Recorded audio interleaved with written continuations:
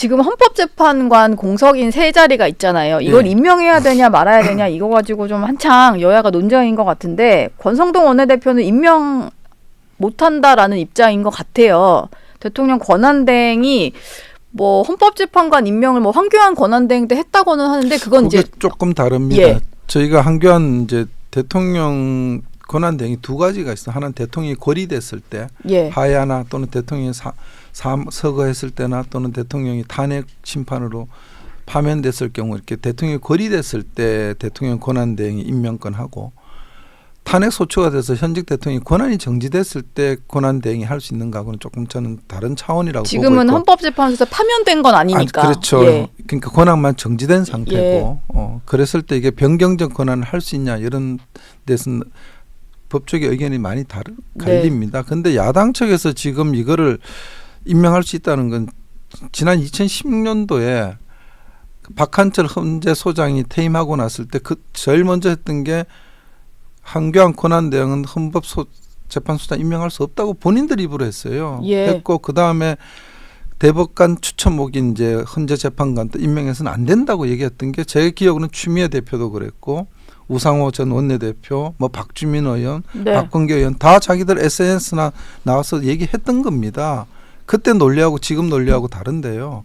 그래서 논리는 일관성이 있어야 됩니다. 자기들이 야당일 때 할 때는 임명해서는 안 된다 그러고 지금은 예. 또 임명해서 된다는데 저는 기본적으로 아까 말씀드렸듯이 고리 때랑 사고 때랑은 좀 구별해야 되지 않나 보는데 뭐 어저께 헌재 사무처장은 문제 없다고 말씀하셨고 그건 그분의 의견이고요. 또 법조계 의견들은 나뉩니다. 나눠서 이거는 뭐 임명해도 된다 안 된다 양분되어 있어서 어느 게 정확한 건지 저도 뭐 판단은 안 되고 있습니다. 네. 일단 이 부분 가지고 계속 좀 다툴 것 같다라는 다툼의 소지는 좀 생각은 충분히 있을 듭니다. 거라고 봅니다. 네. 지금 대구를 지역구로 두고 계신 의원이시니까 네. 이걸 좀 여쭤볼게요.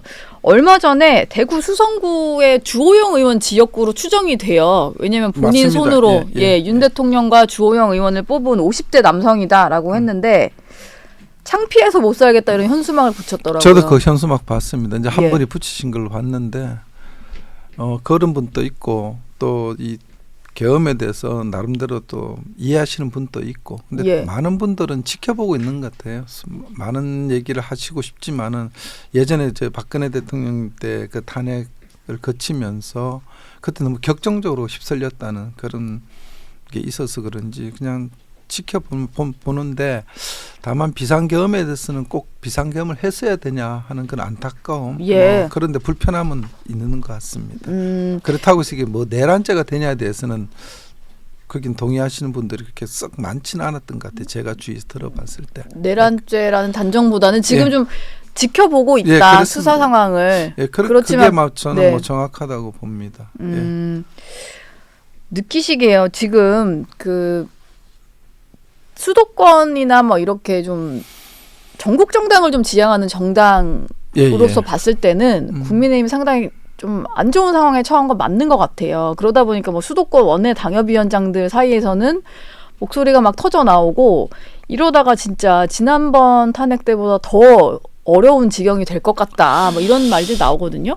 좀 어떻게 수습을 해야 된다고 보십니까? 마치 이게 뭐 영남당으로 지역당으로 전락하냐 이런 뭐 걱정스러운 말씀도 계신데 저희가 이제 어디서 구석수가 보면은 영남 지역 의원들이 많습니다. 과반수 이상 되는 것 같고요. 또 지역 정서가 아무래도 지금 현 정부의 좀 우호적인 지역 정서도 있고 그렇습니다. 다만 저는 이 말씀은 드리고 싶어요. 국민의 많은 다수가 얘기한다 해서 그게 꼭 팩트가 되고 그게 진실이 되고 그게 다 옳음이 된다고 보지는 않습니다. 예. 공화정이라는 게 소수의 의견도 중요한 겁니다. 여론에 따라 움직일 것 같으면 정치를 할 이유가 없는 거죠. 그냥 여론조사로 하면 됩니다. 여론은 가변적인 거고요. 때로는 여론을 거슬러서 갈 수도 있는 겁니다.